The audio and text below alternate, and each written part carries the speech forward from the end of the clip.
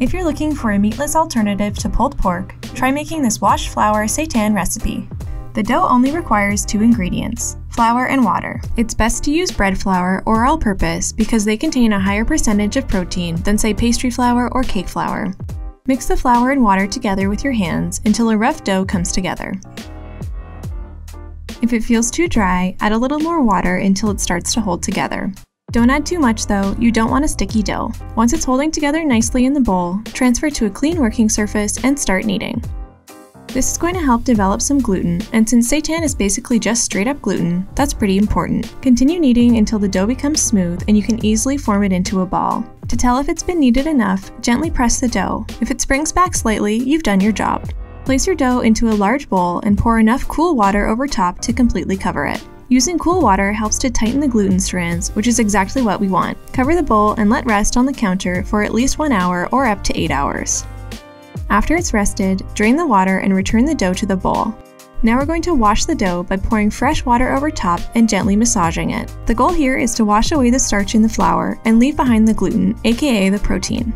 The water will turn an opaque, milky white. When this happens, drain the water either into the sink or into a bowl to save for other recipes, then repeat the washing with fresh water. You could also do this step directly in the sink over a colander to catch any pieces that break off the ball of dough. Once the water is no longer completely opaque, you're done washing. We washed our dough 3 times, but results may vary. Transfer the washed dough to a food processor, then to punch up the flavor, add half a tablespoon of dried mushroom powder, half a tablespoon of white or brown sugar, half a teaspoon of onion powder, the same amount of garlic powder and nutritional yeast, followed by just a drop or 2 of liquid smoke, and finally half a teaspoon of salt and a 1/4 teaspoon of white pepper.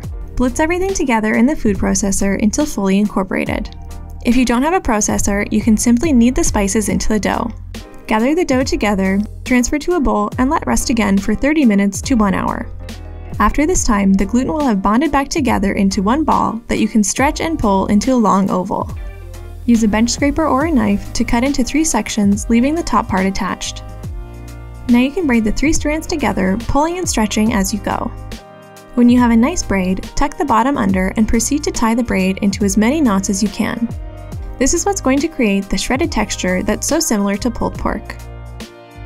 In a large pot or slow cooker, start preparing a broth by combining 4 cups of vegetable broth with 2 medium onions diced into small pieces, 4 to 6 cloves of garlic roughly chopped, half a cup of your favorite barbecue sauce, 1 tablespoon of chili powder, 1 tablespoon of smoked paprika, 2 teaspoons of cumin, 3 tablespoons of soy sauce, 2 tablespoons of vegan Worcestershire sauce, and finally 1 teaspoon of liquid smoke.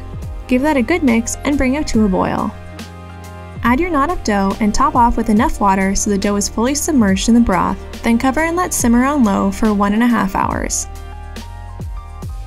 Remove the poached seitan from the marinade, then bring the liquid back up to a boil to reduce slightly. This will take 5 to 10 minutes. Strain the cooking liquid through a sieve to remove the onions and garlic, then allow to cool down. In the meantime, your seitan should now be cool enough so you can pull strands off, then shred them into bite-sized pieces. Once the whole ball has been shredded, return the seitan to the now cooled broth and mix so all the pieces are coated. Cover and chill in the fridge overnight to really infuse those flavors. The next day, add the shredded pieces and broth to a large pan and turn the heat to medium-high. Cook like this, stirring occasionally until the pieces are warmed through and the sauce has reduced and thickened slightly. This will take between 10 to 20 minutes. Serve on a bun with a side of coleslaw and enjoy. Check out one of these other great videos and subscribe for new daily content.